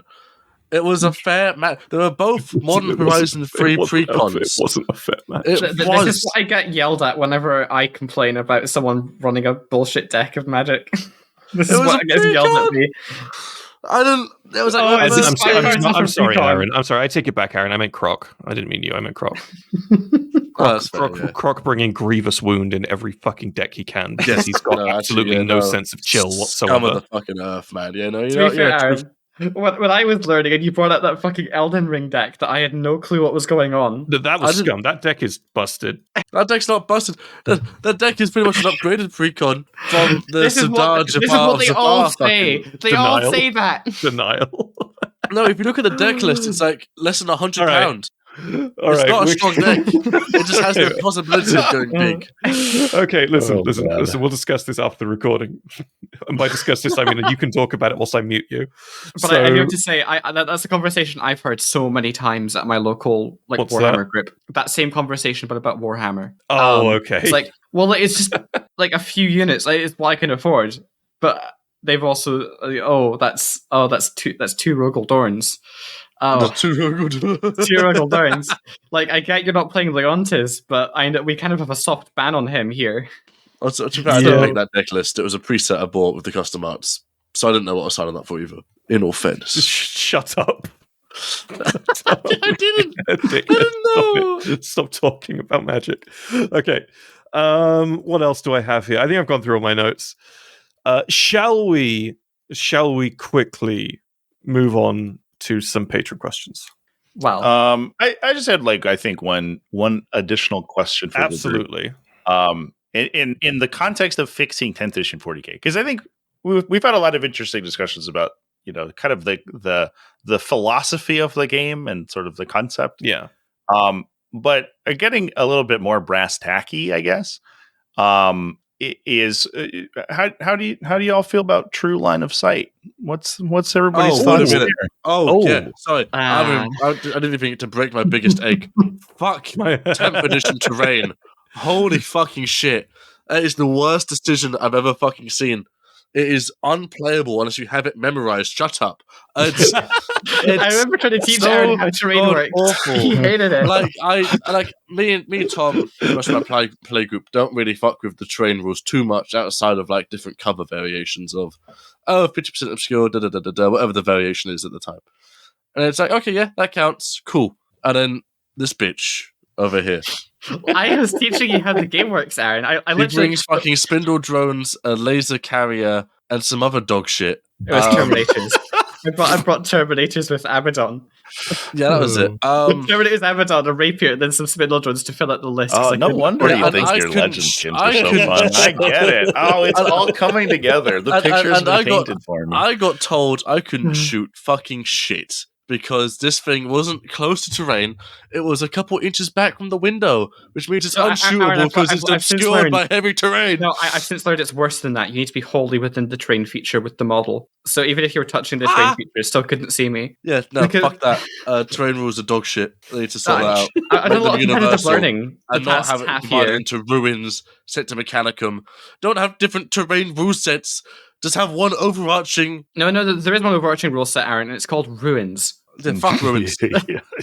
That's the only terrain you'll see on the board, frankly. I was literally at a tournament yesterday, and I asked a question of the TO about a terrain feature they had on one of the tables, and they said, it should just be area terrain, I think. And I said, well, this is one of the Pariah Nexus mission layouts, which is the current competitive format. And they said, yeah, of course. And I said, well, then it's a ruin. And they said, oh, why is that? And I said, because every terrain feature in every terrain layout is a ruin in 10th edition 40K. That's just how it works in the tournament packet. And it's not good. It's very bad. I'm so glad you agree with this. Holy shit, I'm so glad. Let me wax philosophical for a moment about 9th edition. Please. Which had a customizable terrain keyword set where you had some terrain keywords that they had constructed for you. And they said at the start of the game, you and your opponent should talk about what keywords each terrain feature should have. And then everyone went ahead and didn't do that and went with like the most bare bones recommended system. And were like, hey, these terrain rolls aren't that good. They were amazing because you could make any terrain feature you needed to, line of sight blocking. You could give them different movement rules. You could give them difficult terrain. You could customize your terrain, the terrain you have in your collection to be more playable and work more thematically on the table. And then nobody did that. So they were like, fuck it. We'll get rid of it. And the only terrain that does anything is ruins. It's very bad. It's very bad. It makes me angry. I liked Sector Mechanicus back in like before 10th. Well, that stuff looks cool. What did it do, Aaron? Cool. Plays what did fun. it do in the game? Fuck off. What did it do, Was Aaron? it the catwalks? Was it the catwalks? I liked it because it did nothing. The recommended keyword for that was dense cover, which I was like, just like threw me for a loop. Which gave you, they recommended it had the same mechanics as a forest. Which was like, okay. Well, I get it for like the lower levels where the cables are hanging down. I can kind of see that. But for when you're on the gantry, on the gantry, I don't know. But like that's what I'm saying though. But like that's a stupid rule. Nobody should have done that. GW shouldn't have recommended they do that. But you should have just made the rules up yourself because they just gave you some keywords. Yeah, I really liked that actually. Besides dense cover, I didn't like how it interacted with melee. It felt weird. Dense was like many rules in every edition of 40K ever written, not constructed very well. Dense was a bad rule. Honestly, they can cut that out, and the whole terrain system, I would be head over heels for it. Yeah, for sure. Yep. But that wasn't my question. My question was, how do y'all feel about true line of sight? If I can see you with the tip of my banner on my backpack, can I shoot you with my gun? At that point, you cut off the banner off with a pair of pliers. I have a video. It's on my Facebook page because it's ages ago. Is it the antenna in 8th edition, and I was breaking all of the antenna off of my Invictor tactical warsuit because someone had said, "Oh, I can see the tippy top of your antenna over this wall, so I'm going to shoot you with my Land Raider." And I said, "This is stupid. Who wrote this?" Did you let him do it? I mean, yeah, that was the rule, but then the next tournament I went to, they didn't have antenna on them, so it wasn't a problem.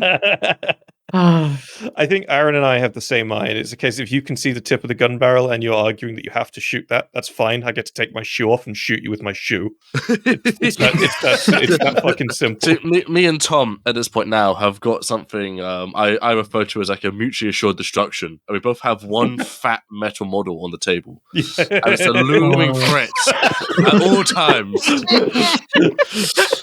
Tom has the dreadnought, I have my swarm lords. And enough is said. We look at. I think I'm doing something shenanigan heavy. I look down, I see the dreadnought, I look back up, and I think, no, I shouldn't do that. So you're under oath to have a good time by threat of violence. Back in my War Machine days, we used to call that sock jacking because all the war jacks were big metal models, and you'd put them in a sock. You could make some dastardly stuff happen with that. So I've seen that model. It's left dents in terrain just by someone playing with it normally. You just got to hope it doesn't annoy enough to throw it, or they miss. That's the. But in my group, we do play True Line of Sight, but only because we also play with the full terrain rules. So ruins everywhere and blocking all line of sight. Yeah, if Morvenval's spear is sticking out, yeah, fuck you. I don't care. You're behind like 3 layers of ruins. This is my only shot to shoot anything. Screw you. I guess that makes cover ignoring guns and obscuring guns more relevant. It's like Zarek's just made an argument for 2 wrongs make a right. Well, yeah, I think that's the situation with 10th at the minute, is because they're 2 awful things that I hate, but you can't do away with one without doing away with the other. And you can never convince people at your group to do away with both, because then they're like, all right, what edition are we playing now? Yeah, then it's just not even 40k anymore. Yeah, exactly. So we have to roll with both, and we all get incredibly anal about it. I started by saying yes, it's me, hi, but I've kind of had to teach people that if we're gonna do ruins rules as written, we also have to do line of sight as written, because otherwise you don't get a fucking hope in hell of seeing anything. Yep. But genuinely, I think we could do away with this obsession with ruins completely. We could do away with that. Like cut the terrain that you have on the average table in half. And to counteract it, because I think shooting's still a bit overpowered compared to melee armies, just reduce the damage of all ranged weapons by 1 to a minimum of 1. As a general rule. I thought this was for a different game mode. You mentioned this before. I thought it was for something else. No, honestly, 40k, bring all the weapon damage down by 1, because honestly, shooting is still a bit too lethal, frankly. Yeah, but then what if Detachments or Magnus roll up? So here's the thing. They hit you with the -4 AP damage D6 +4 fucking spear. And it's like, my las cannon seems kind of wank in comparison. Well, now there's not 5 layers of ruins preventing you from shooting them turn 1. Well, no, at that point, if we're having the higher damage guns, then ruins has more of a place protecting the melee armies from the higher damage guns. If you were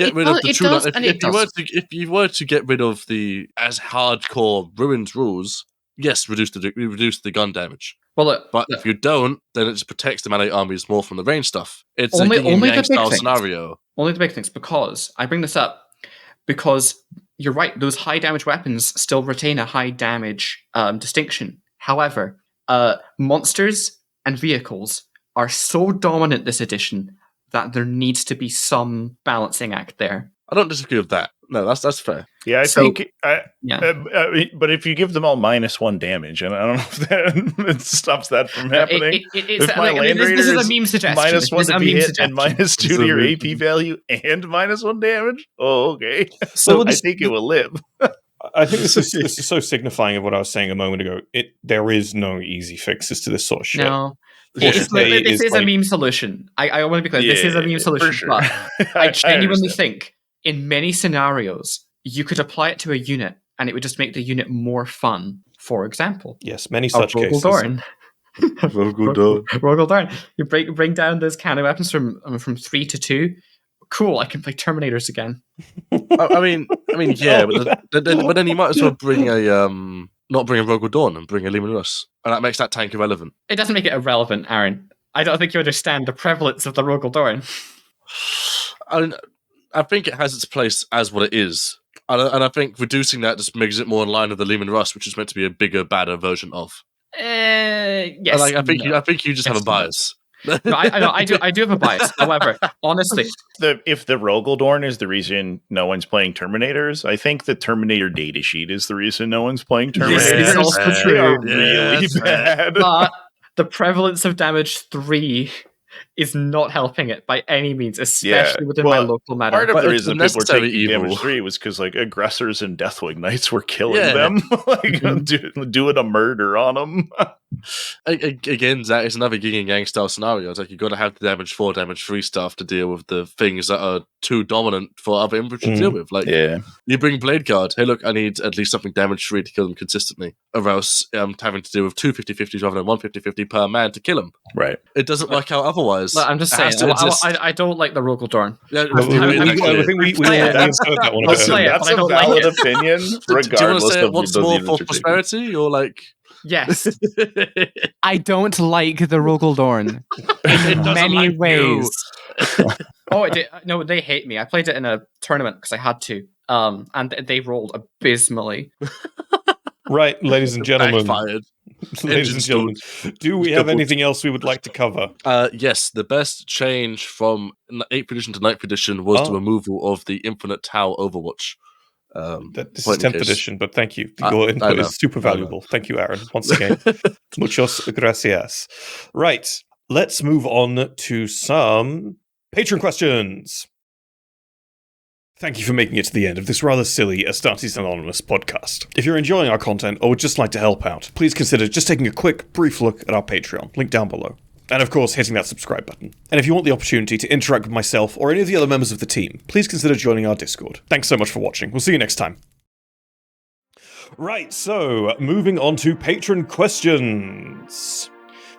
We have 2 today. One from Archmagos Dominus Prime, aka Lefurius, and another one from Jakul55. So, Archmagos Dominus Prime, aka Lefurius, asks, you are signing a contract with Vashdor.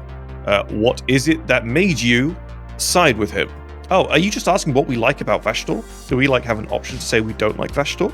No, I think the context is we have to sign this thing. Yeah. Why did we sign the thing? Yeah, of our own what's he volition. got on you? Oh, yeah. I would like to Or replace is it what my... the contract's about? This question is so esoteric, Lefurius. What are you asking us? I will. We're making a pact with him. What about him made us sign a pact with him rather than the other Chaos Gods? His luscious good looks. His oh my god! What What about gangly legs? It's this beautiful deep brain eye. damage? Mother of God!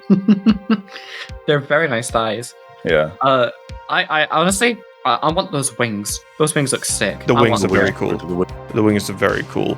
Is this another excuse for me to post my demon prints again? No. Go on. Go on. I don't know if I've even got any pictures on. I will.